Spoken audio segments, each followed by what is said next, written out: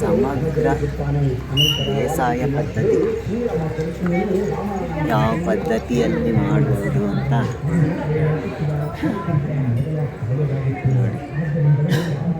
Poly house ಯಾವ ಥರ ಮಾಡ್ಬೋದು ಅಂತ ಎಲ್ಲ ಮಿನಿಯೇಚರ್ಸ್ ಮಾಡಿಟ್ಟಿದ್ದಾರೆ.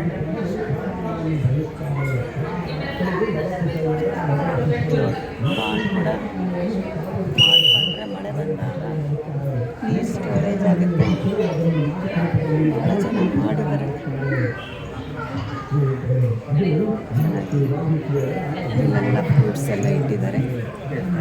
ಯಾವ್ಯಾವ ಫ್ರೂಟ್ಸು, ಜಾಕಾಯಿ ನೋಡಿದ್ರ ಜಾಕಾಯಿ ಹೆಂಗಿರುತ್ತೆ ಅಂತ. ಜಾಕಾಯಿ ಒಳಗಡೆ ಹಣ್ಣಿದ್ದು ಅದರೊಳಗಡೆ ಇರುತ್ತೆ ಬೀಜ. ಅದು ಹಂಗಾದ್ರೆ ಜಾಕಾಯಿ ನೋಡಿ. ಮಹಾಕೋರ ದೇವ ಅರಿಶಿಣ ನೋಡಿ. ಎಷ್ಟು ದೊಡ್ಡದಾಗಿದೆ ಚಕ್ಕೋತ. ಭಾಳ ಚೆನ್ನಾಗಿದೆ ಚಕ್ಕೋತ.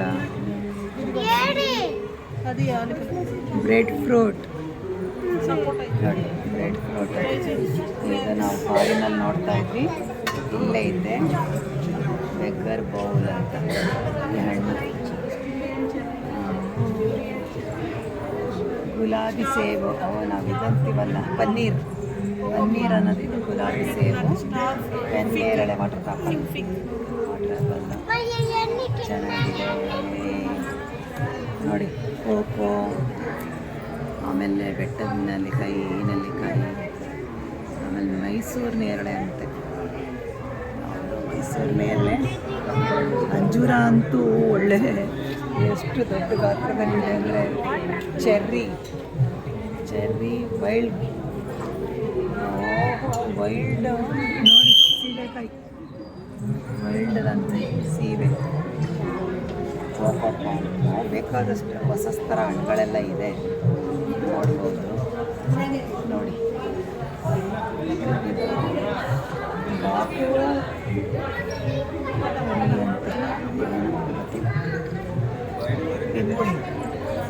ಅಯ್ಯವ್ವ ಇದು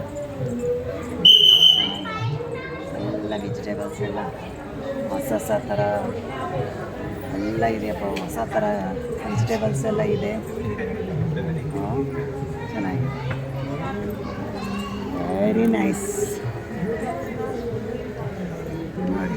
ಎಷ್ಟು ಥರ ಕ್ಯಾಪ್ಸಿಕಮ್ ಇದೆ ಅಂತ.